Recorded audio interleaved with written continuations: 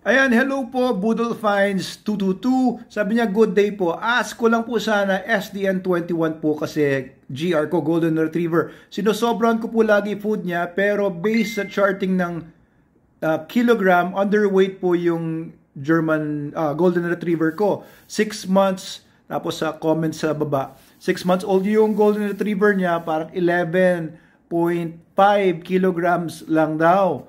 No, pinapakaya daw niya ng 320 grams itong SDN21.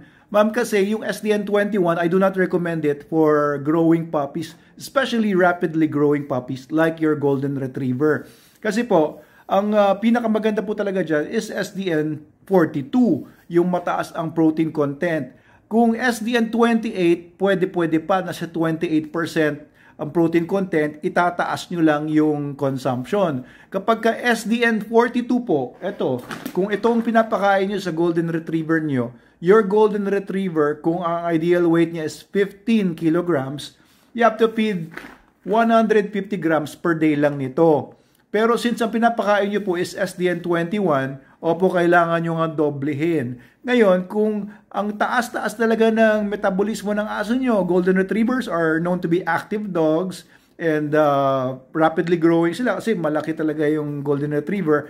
So, yung pagbigay nyo ng 320 grams lang, kukulangin po yon. You have to give more.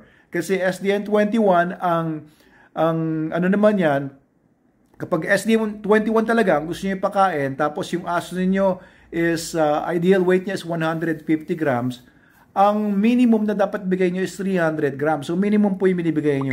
Pero kung mataas nga yung metabolismo dahil growing puppy siya, you might have to give it mga 500 grams per day, up to, a little bit more pa nga.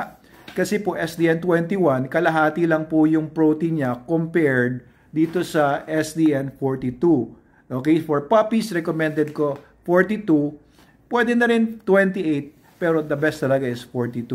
Kung 21, usually for adults yan, for maintenance. Pero kung yan talaga ang meron kayo ngayon, dadamihan nyo lang po talaga yung pagbigay ninyo kasi medyo malabnaw na po yan. Pangmasa po kasing dog food yan. Economy dog food yan. Pero nakita ko, guys, bili kayo kay Boodle Finds. Meron siyang isang video na pinopromote niya yung SDN42.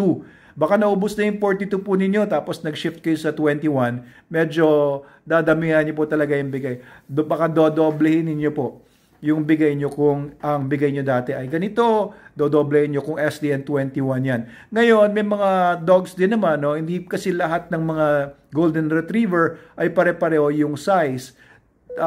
Maaaring tignan nyo rin yung parents ng aso ninyo. Baka yung parents po ng aso ninyo are on the smaller size of Golden Retrievers. No, may mga Golden Retrievers na standard size, may mga Golden Retrievers na mas malaki sa standard, may mga mas maliit sa standard. Maybe yung parents ng aso ninyo ay hanggang ganun lang. So tignan nyo rin yung aspect ng genetics. Pero I hope na maging the best ang health ng Golden Retriever po ninyo. Tama po yung ginawa nyo. Trust SDN.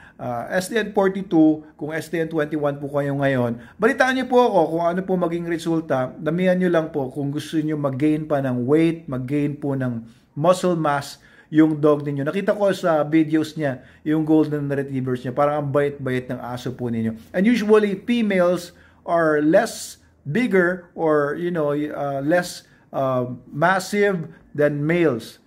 Don't know if your dog is male or female, pero pag female yan, expect nyo na smaller po talaga sila.